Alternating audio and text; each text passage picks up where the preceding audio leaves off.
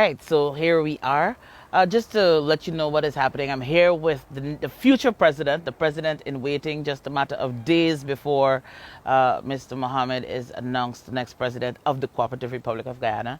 And so what we have decided to do is ensure that we bring some degree, of clarity and answer some of the questions that you may have as it relates to Azruddin Mohamed and the WIN campaign. So here we are. To begin with, we would like to know why the move from being businessman to now politician, and in a matter of days, the president. So, moving from being the presidential candidate to the president, we're very, well, not we, they, because I already know the answer to that. So they would like to know, why the need for you to now get into politics, which of course don't have a lot of money. And in your case, you said that presidential salary, yeah. You're giving up your presidential salary as well. So tell us about the move. Well, first of all, I see myself as an ordinary citizen, not as a politician, as a humanitarian, because my life is all about looking after the people first. People first. We need leaders that can stand up and represent the downtrodden, the oppressed. We need leaders that can represent the people of this country. After all, so many persons would reach out to me on a daily basis to run for office, to announce my candidacy. And that is why I announced my candidacy. You and all. I know. Even you stopped talking to me for literally 2 weeks. I called you, you didn't even answer your phone. My feelings. The truth is, just as you would have mentioned a couple seconds ago, that we are starved for better leadership in terms of in government. And so everybody's looking for the next person who can actually take us forward, who can actually defeat the PPP government. And so you were the ideal candidate. You had everything that is needed to do that. And everybody's sitting anxiously at the edge of their chairs saying, is this guy going to run? Is this guy going to run? Is this guy going to run? It was almost like a tease at some point. And then at some point we started to get upset because we were like, is he doing it or not? And so I felt like, maybe you were not going to do it. And I'm not about this life. When you get yourself together, I will answer you. So when you eventually called, you messaged to say that you're making the announcement, and then you called subsequently. I was like, whew, let me answer this guy. This is the president.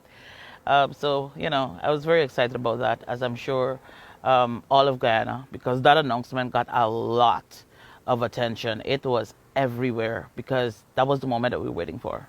And it was on the right day. Yes, I remember. Independence Day. Independence Day. 26th. Yeah, I remember 59 years. And we got to be real. I think that both governments failed the people of this country. Both governments. Because after 59 years, we have problems in every sector in this country. I agree. I agree completely. Speaking of problems in every sector, one of the soaring issues here in this country is crime, spiraling completely out of control. And even with the increase in crime across the country, we do not see justice being served in very many cases. Recently we would have had the Adriana Young situation. We had Harish Singh. We had the Henry boys. We had the young men in Linden. And so many others. Or in Boston. You can go on forever. Numerous, yeah. And so there's always this cry for justice in this country. And in most cases, obviously, because the government does not care, justice is not being served. So in your administration, how do you intend to ensure that justice is served to families? What are some of the... We know it's a major issue in this country presently. And police got to do police work. That's the problem. Yeah. First of all, I won't accept none of my ministers to call the commissioner of police or any commanders to give them instructions to release Exactly. this person. Police must do police work. Right. And that is the problem that happened. That is what transpired with that same story with Adriana Young. Based, based on what we saw. Right. Because you know, if they have searched that hotel the said night Thoroughly. thoroughly, Hmm. nothing like this would have happened. They should have searched that pool, emptied that pool, drained that pool, so we can rule it out. So I will spare no resources to ensure that families must get justice. I will set up a cold case unit Nice.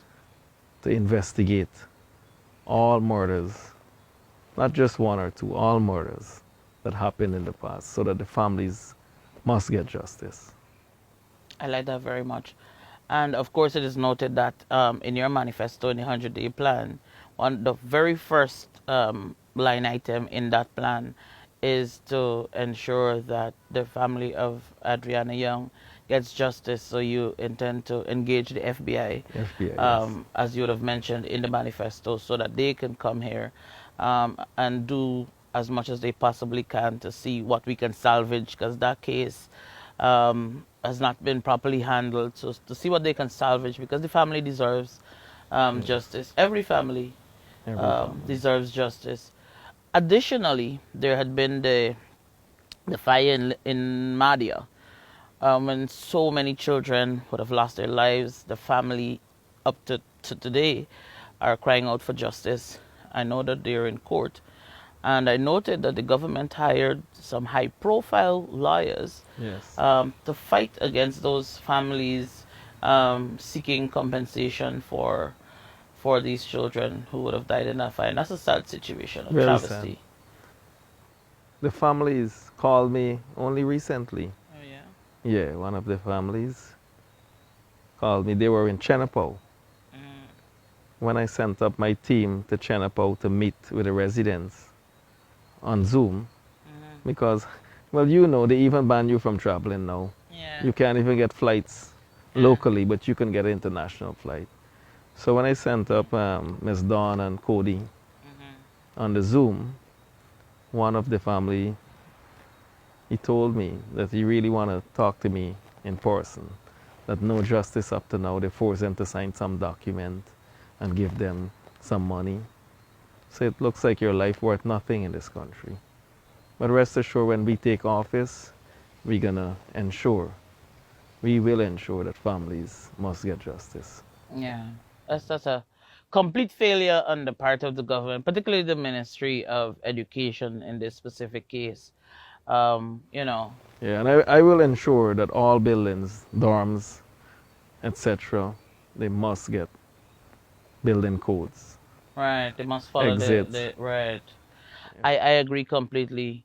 And additionally, I mean, when it comes to having so many children in one space, to have one or two adults be responsible for all these children, it can't work. Can't And work. in the case of fire, in this modern day and age, because we like to say that, we're the fastest growing economy and all these sorts of things, but you could imagine in this day and age that there isn't, the fire system set up in the building, that if there is a certain degree of smoke in the building, that the water is going to start coming through the roof and trying to put out the fire, or something of that sort.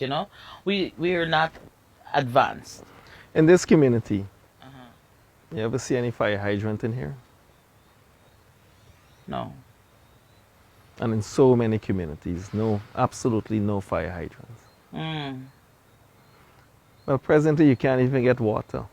Right. Having the hydrant is one thing. But Having getting a water hydrant with too. water, huh, that's a whole other thing. So, um, that is something that definitely, That is something we gotta work on to that is something ensure we got to work on. that communities must get water. Right. Bar Jagdio's one of the persons who mentioned your name ever so often, and speaks of you not having political experience, and even with all the political experience that he has, he lacks vision. because these are things that he should have been thinking of since he knows absolutely everything or thinks he knows everything. And so, if you were to even move over to another sector, let's say the healthcare sector in this country, as you would have mentioned earlier about problems being Now let's talk everywhere. about political experience. Tell me, do tell. They have so many political neophytes in this world. For example, Ukraine. Do you know who's the president of Ukraine? Hmm. Do you? Do you know what was his profession before? Yes. Tell me.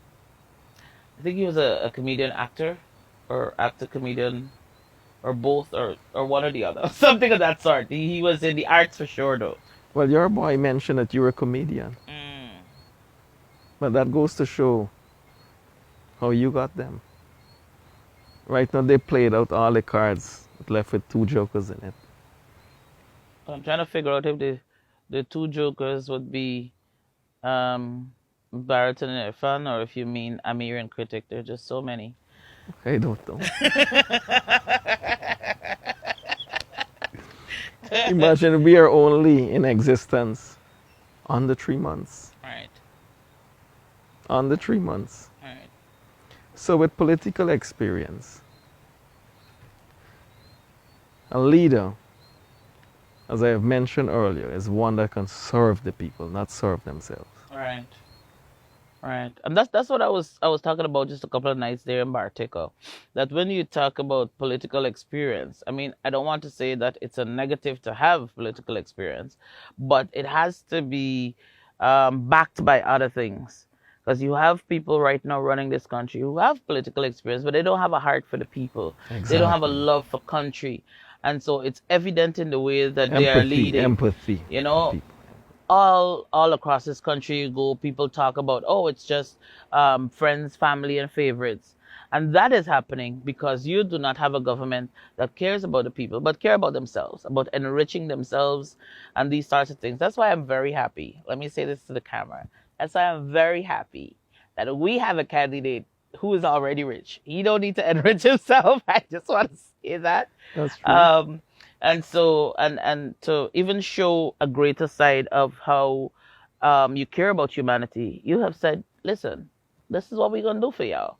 I am going to give my presidential salary to the people of this This country. country to ensure that communities for the less fortunate get the additional help that they need. You know, it's basically saying, I good. Let me look after the people who need the But help. it's facts. Yeah. That is it. I mean, you could have given me two, cause I'm just kidding. I'm just kidding. But I was gonna talk about the about healthcare, and so what we have seen. I mean, just across there in Now let's go Lima. back to the political Don't experience. take me back, sir. You take Let's me go where back you to want to that go, one. sir. I'm with you. 59 years Hmm. since we have gained independence. Yes. Electricity is a problem. Hmm. Last year we had over 123 blackouts in Georgetown last year. It's only 123. Interesting. Maybe more, but that's the figure That they reported. that they report. Correct. Water is a major issue throughout this country. Our children along the quarantine, I witnessed. I posted it on the T. Mohammed's Facebook page that a young child, 3 years of age, 3 years, dipping water from the trench to bathe to go to school. That same water they gotta use to cook. Is that political experience? 48% of the country, not me saying this, the United Nations report, living in poverty. Is that political experience? Well, the political experienced men are not doing what they're supposed to do. We have built, my family built our business on hard work. Came to the top. So we know what it is. We know exactly what it is to get things done. And it's all about I It's all about less talking and more action. Let's talk more action. That is very, very true. You wanted me to sit with you so long Mm. to do this interview. Yeah. And I told you so many times, no, I have to meet with the people. All the communities calling me out. They want to see me. They just want to see me, to talk to me, But to get hope, you see to though, get some Azri, sort of relief. if I may cut you, it is not just about seeing you some of the times, because what you do, you actually listen to the people. And very many times when political leaders come into communities, it's to tell us what they want to tell us. And to, in some cases, basically force things down your throat.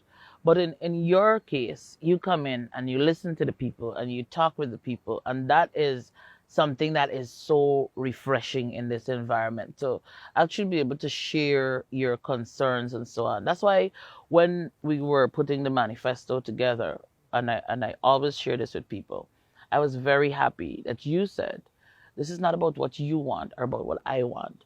We had to go through all the things that, all the suggestions, all the concerns that people had, and to put a manifesto out that represents what the people need, because you intend to go into government to meet the needs of the people and not to force an agenda down people's throat and so on. And I appreciate that greatly. You know, when when we were working on that manifesto, I always, got my phone. Since from 3 years ago, visiting communities, let's say, for example, in the Borbis River, we have Wiki Kalkuni, Wairuni, Sand Hills, The Veld, Kwakwani. So each village that I have visited, I always would document the community concerns, all the concerns, and I still got it in my phone up to today. And when we take office, we will address all these concerns for the people of this country. I love that. And in our manifesto, in the People's Manifesto, Mm. I mentioned that I want the pensioners, we will increase pensioners from 41,000 to 100,000. Mm-hmm. And because we care cash grant from 55,000 to 100,000. So when we released our manifesto, the day after, the guy with all the political experience, Mm. he mentioned that it is not sustainable, that the figures are not sustainable. And what figures they released the other day for the pensioners and the school children. But remember, those are promises. They love to promise people and don't deliver. So all of a sudden, the country got the money because they want to match our figures now. All right. You understand what I'm saying? Before it wasn't sustainable. Right. It's But now it is sustainable. Since the win. a matter of days. A matter of days. Right.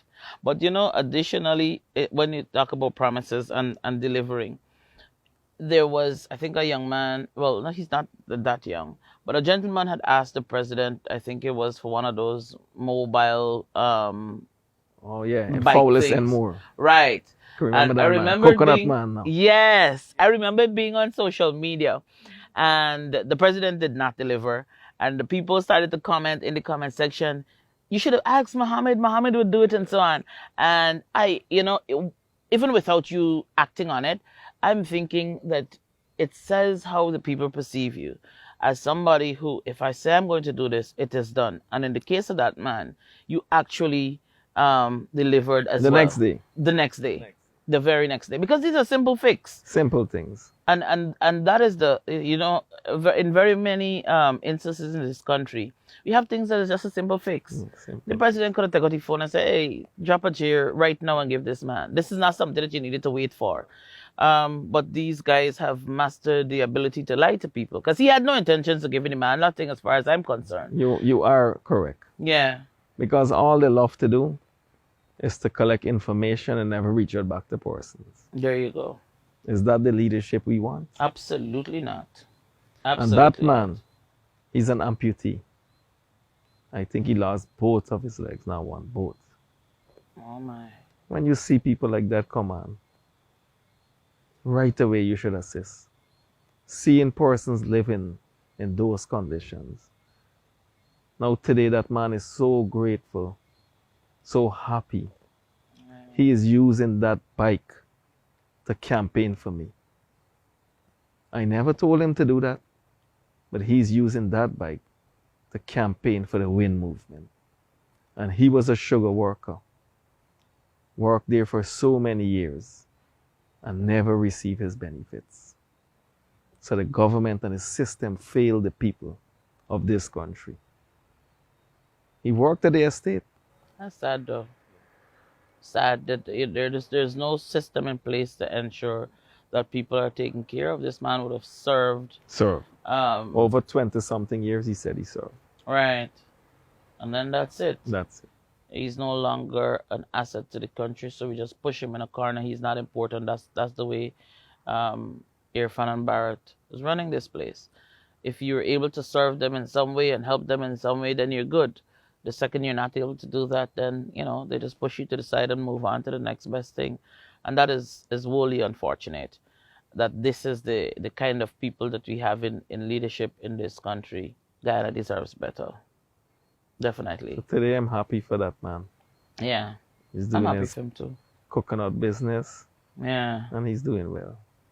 Yeah. Yes. I remember seeing the video, right? I think you got him some stuff, the coconut. You paid for some coconut or Yes. something. Set up everything, freezer, Yeah. buy the coconut, the bottles, give him the start.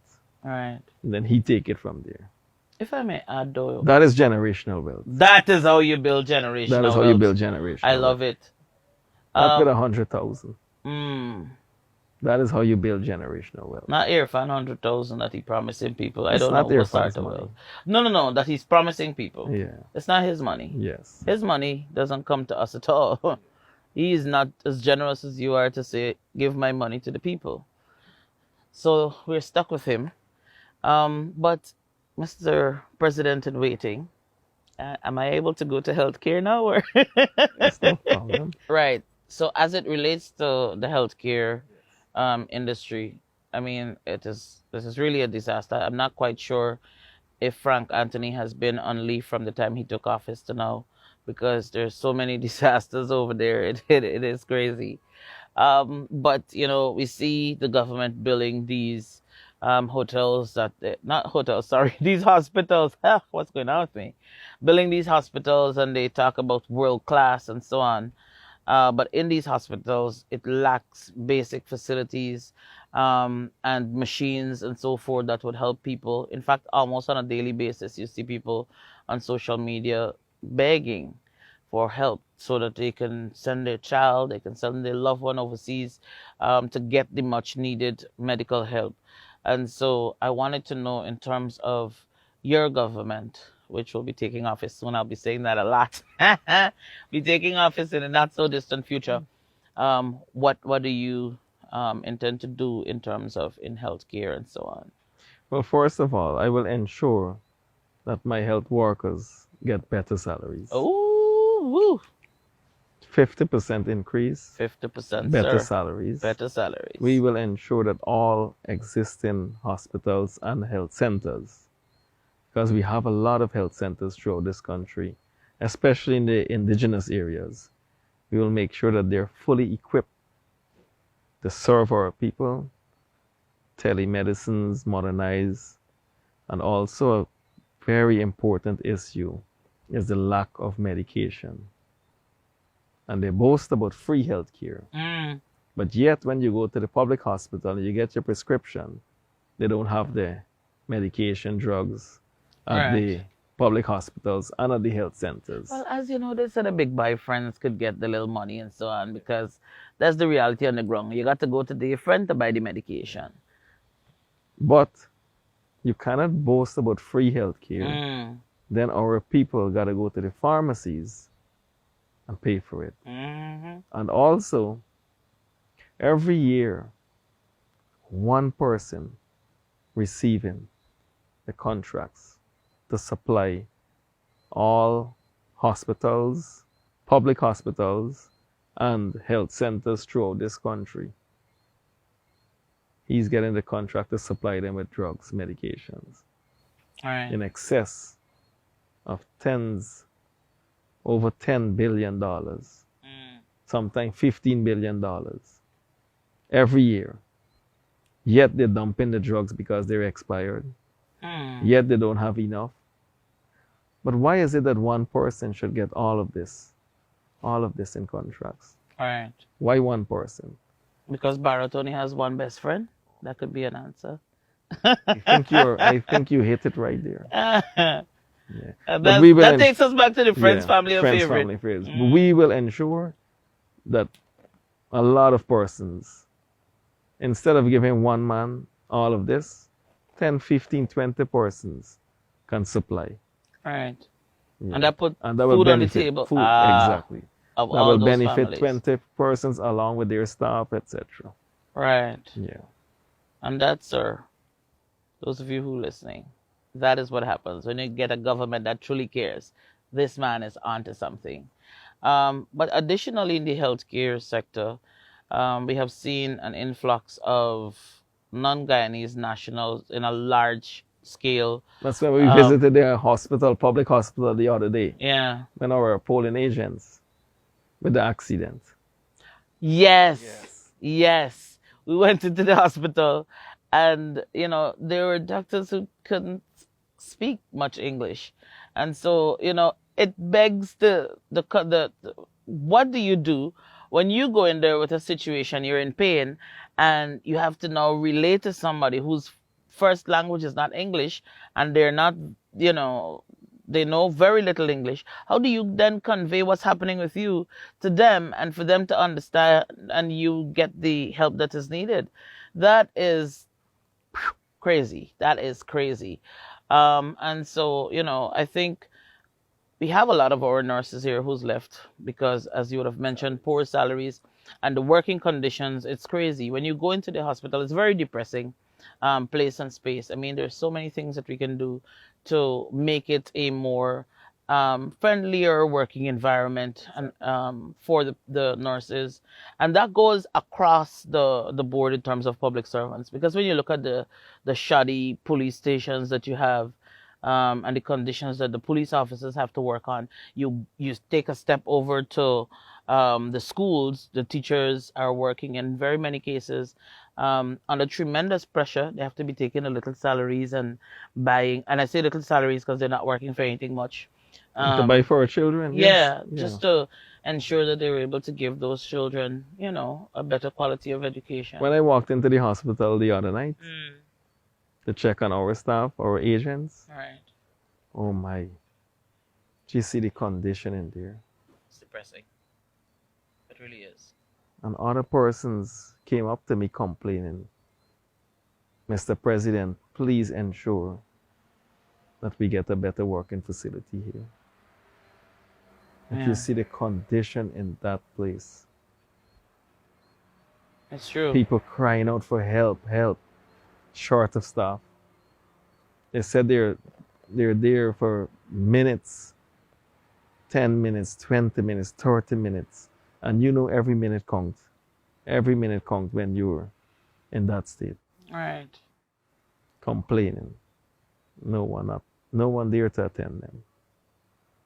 So we have to ensure that we must get staff, pay them well, so that they can look after the people. Right. They are very, very understaffed. In fact, as we were putting out a statement about the accident and wishing everyone a speedy recovery and so on, one of the things that we did mention in that notice, well, not notice, in that letter, is that we had to then move the persons that we had at the hospital that was in the accident, because of the fact that they were so short-staffed, and we did not want to leave our people in that condition. It's not that the nurses mean bad or anything. They're doing as much as they can, but I mean, there's only so much they can do. And so we had to then, when our people were stable enough to move, because of course you rush to the hospital, to the public hospital in most instances, in case of an accident. So when they were stable, we had to move them to a private facility, and that shouldn't have to be. That shouldn't happen. we should have the best healthcare in the public system. Even the GCOM staff Right, that was involved in the accident was complaining too. right. It's wholly unfortunate. But of course, we're very happy to have people like you who try to help as much as you can. And I noted, as did the rest of the country, that you built hundreds, probably thousands or hundreds of thousands of homes for persons across this country. And so, I was wondering though, what caused you to start that? Like, what's the thing that said, you know what, let me build a house for this family? What was that like for you? What caused that? Well, I can remember this young lady in Hopetown. Mm-hmm. She had a fire, house, everything, clothes, every single thing, you name it, even money was burned. They called me, sent me pictures. I told them, come over to the office, let's talk. And she came with her children. And it's hard to see, a family, everything they worked for just went down. So right away, I assisted her right away. Because you can't see, people struggling, don't have nowhere to sleep, nowhere to stay. So immediately I called my contractor. I said, go there now, start to build that house immediately for her. So he went over, and in 3 weeks, we finished the house for her. Wow. Yeah, 3 weeks. So that is leadership we want. But so that was the beginning for you in terms of the building of the houses and so on. And no, that wasn't the beginning, but that one is one that I can remember, off my head. It's so much. But you continue to build like a lot of It's so houses. much of At some houses. point, we were saying, because the Irfan started this man on a mission thing, and they were just building a couple of houses. In fact, some of them so small it almost looked like foul pens, sadly, that they're offering. And then people were comparing these very small homes to the ones that you were building for Yeah. families and so forth. And so, that even caused a thing. Maybe it worked out for the people actually, because then they started to build houses that were a little bigger than the small ones that they were building. That's a significant improvement, but improvement nonetheless. And so, that comparison is always being made in terms of the number of homes that you have been building for families, and that is commendable, because it's giving people a start. When you have a home, it gives you some degree of comfort, at least to the end of the month. You don't have to worry about having to pay a rent and all of these sorts of things, Another story.